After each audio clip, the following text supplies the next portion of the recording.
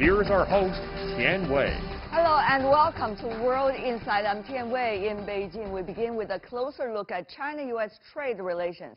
Chinese Vice Premier Liu He and U.S. Trade Representative Robert Lighthizer will review the 6-month-old Phase 1 trade deal in a video conference on Saturday. Amid the COVID-19 pandemic and geopolitical tensions, how has the deal fared so far? On the prospects of Sino-U.S. trade, I spoke to Stephen Roach, a senior fellow at the Yale University's Jackson Institute for Global Affairs. He's also an expert on China-U.S. economic ties. We touch on trade sticking points, the U.S. election, the WTO, and China's dual circulation strategy and the Chinese economy. Let's listen in.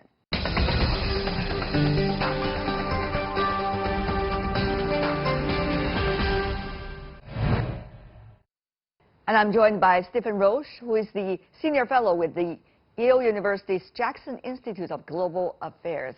Professor, welcome to our program. What about the role of trade and economic ties between the two countries?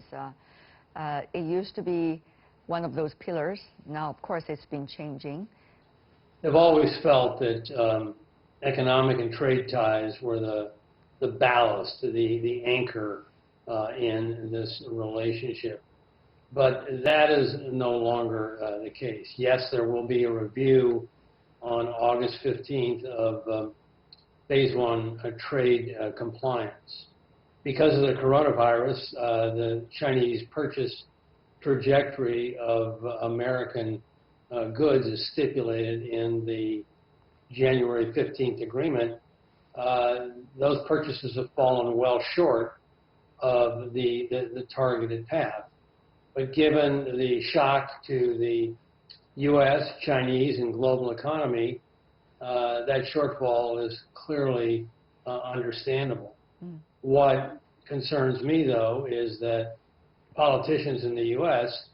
will turn this shortfall into yet another aspect of non-compliance from China and with respect to the agreements reached with the U.S. And just intensify the conflict further.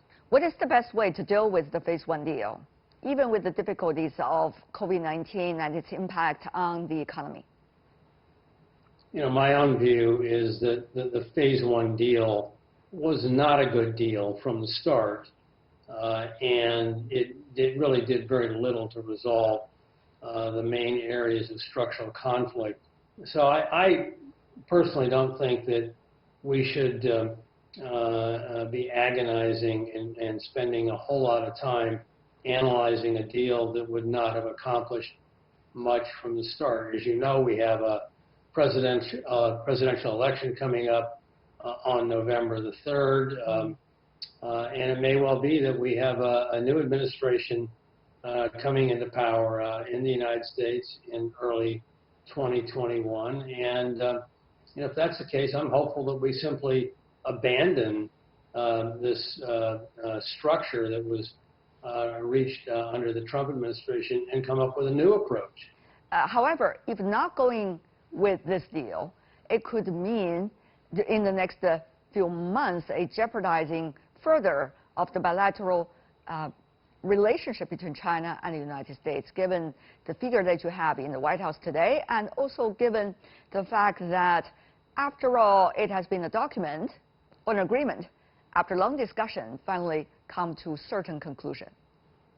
The United States has a major shortfall of domestic savings, and so we have to run a current account deficit and trade deficits with many countries to attract the foreign capital to make up for our shortfall of savings. Yeah.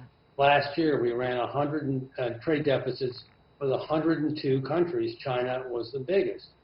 But you can't fix a multilateral problem with 102 countries by focusing on one, China. So the deal would not have worked. All it does is divert trade from China to other foreign trading partners of America. Most of them are higher cost producers, and that taxes American consumers. So conceptually, the deal made absolutely no sense. And I understand what you say, that, you know, this is something that both sides agreed upon. That doesn't mean it's a good deal, and that doesn't mean that it should become the framework for engagement in the future, especially if there's a change in administrations in the United States. The art of the deal has been a slogan that this president in the White House in your country been using as a catchphrase. So could you help us to analyze what's likely to be this art of the deal using your logic if you were in their shoes?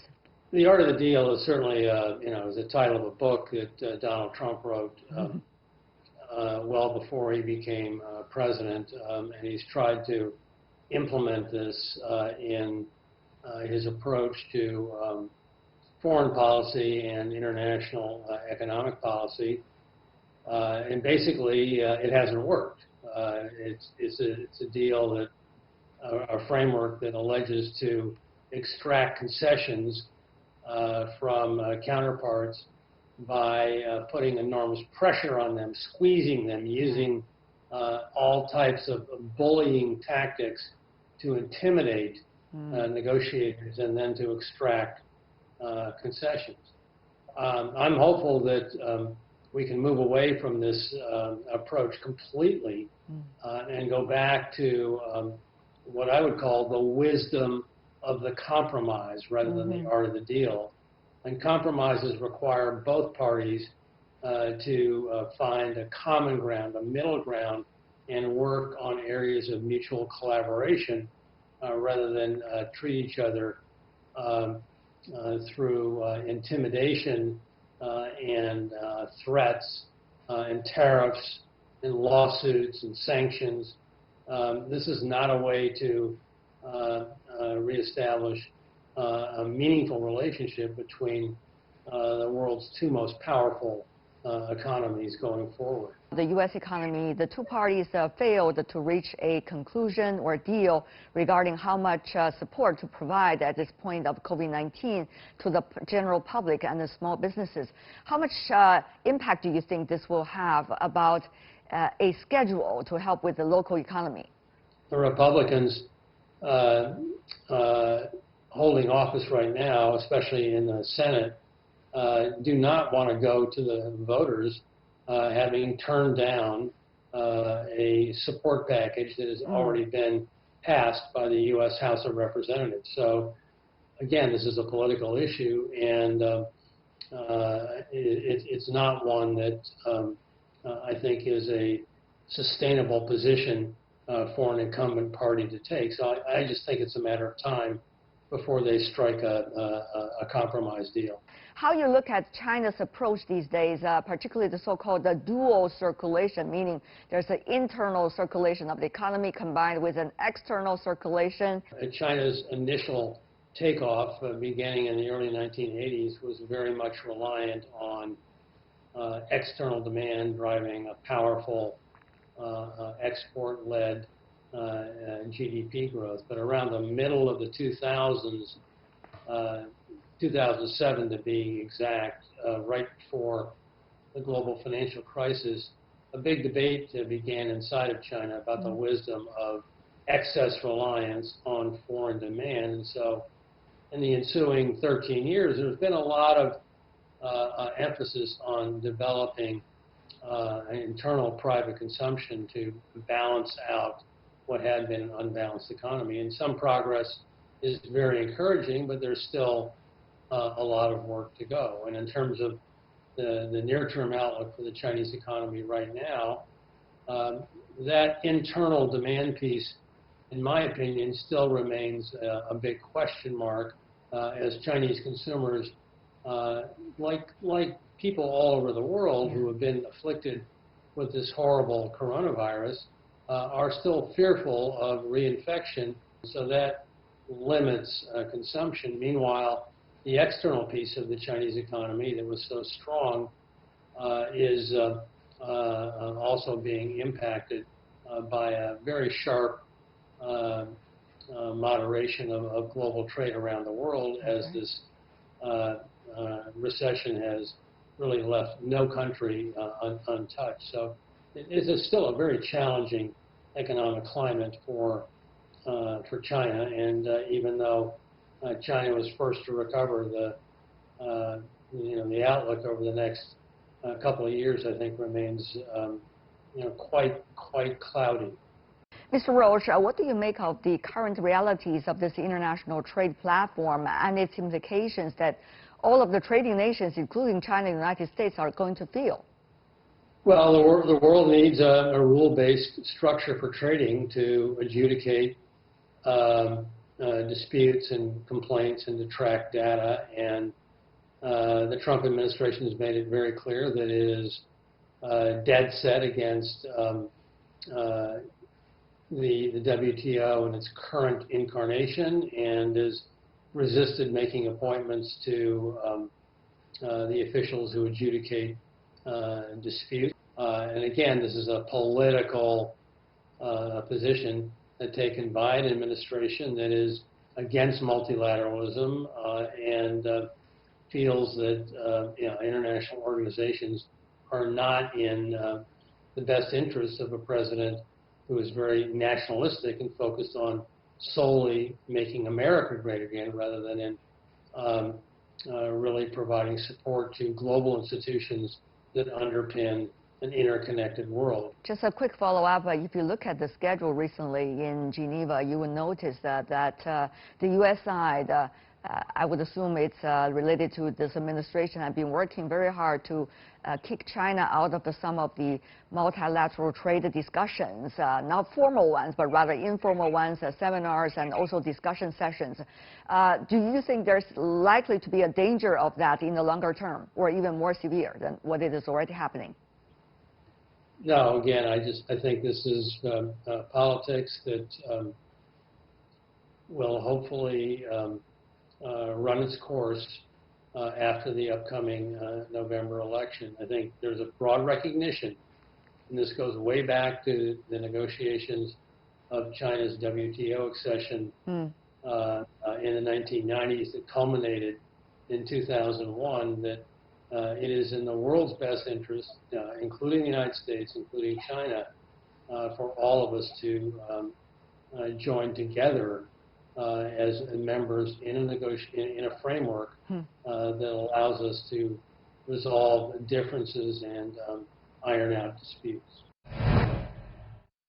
Mr. Roach, you've been watching, I'm sure, the two political parties in your country. On the one hand, you have this administration certainly is not using constructive ways to come up with a stable framework for this relationship, no matter what the nature of it is. On the other hand, from the Biden campaign, we have seen the vice president candidate already being chosen, but we haven't seen much of clear policy in this regard. Well, understanding that international relations is not the top priority for an election, but still, this is very interesting. It's not going to be a blaming China fest, is it? The problem that politicians face, whether they're Republicans or Democrats, is that over the past 3.5 years, this conflict, this trade war, has taken a dramatic toll on public opinion sentiment toward China. In the latest poll conducted by the Pew Research organization in Washington, I think it showed that a record 77% of the American public now has an unfavorable view toward China.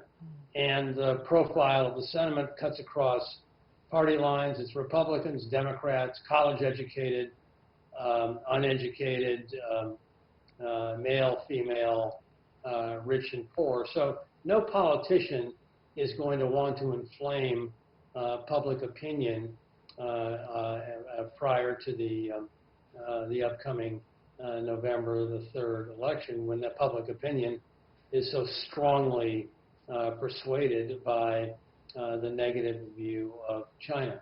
What I'm hopeful is that if there is a change in administrations, that there will be a different team of experts brought in to assess what is admittedly a complex problem, No one's going to sweep all the problems away with one fell stroke, but we will go back to a framework that I think is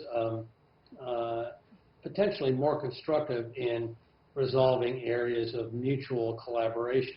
My favorite one, which is an approach that was followed by both the second Bush administration and the Obama administration, was to negotiate on a bilateral investment treaty to open up markets in both countries to each other. And we came very close under President Obama. Of course, under President Trump, those negotiations have been abandoned. But that's an example of finding mutually collaborative areas that benefit both and require compromise to reach a framework of agreement. However, if you look at the reality, Mr. Roach, is it still possible with the ever-deteriorating situation of the bilateral relations, unfortunately? Will there still be ambience good enough for have negotiations and even to talk about a treaty? It seems that we are being pushed to a corner at this point. It certainly feels that way right now. I mean, the escalation of actions that the United States has taken against China in just the last few weeks is without precedent in my memory. But again, I would urge you not to extrapolate. This is a pure political reaction to President Trump's very low and declining standings in the polls. And if what I said to you is correct, in terms of how this fits with the Republican strategy document that has actually been leaked out in the media, this is exactly what the strategists would suggest, and that is the worse the president's standing becomes due to the malfeasance of his policies in dealing with the coronavirus, the more he is going to attack China. So don't extrapolate, and hopefully, if there is a political shift, there would be an opportunity to reset the relationship on a more constructive ground. As the slogan goes, keep calm and move on, right? Yeah, that's what they say. It's a good one, huh? For now, at least. The U.S. problem, once it cannot solve its own problem, it cannot export those problems to the others either, and others could not solve their problems for the United States. So many here in China feel very helpless about the U.S. is trying to export its own challenges to the shoulders of China, which is a foreign country, and which is a different people. So are we going to see practices like this by the U.S. side continuously, even with a new administration? As you said, the atmosphere might be different. We're going through a racial reawakening of a long simmering problem that has been evident in the United States really for most of its history. You know, the very public murder of George Floyd has ignited a sentiment and a view not seen in the United States, certainly in my lifetime, and I'm old enough to have lived through the 60s and many of the protests that have followed since then. You know, I don't think that there's any inclination to blame these problems on other countries. My point is, though, as these problems intensify in terms of this national consciousness raising that it's caused, that makes it very difficult for an incumbent president to stand for election. So he creates a distraction by these very aggressive actions aimed at China. He recently, very minor, but just indicative of how desperate he is, he once again put tariffs on some products coming in from Canada, citing national security concerns. There's no national security threat from Canada. Everybody knows that, but these are the very visible manifestations of a desperate incumbent president. It's unfortunate that when politicians are faced with domestic problems, they then want to blame others for creating the conditions under which those problems occur. And China is very much a target of this political blame game in the United States. And I would urge the Chinese to simply not ignore, but nevertheless understand the extreme political conditions that have given rise to this unfortunate turn of events. Thank you so much. Stephen Roach, a senior fellow with the Yale University's Jackson Institute of Global Affairs. Be well, sir.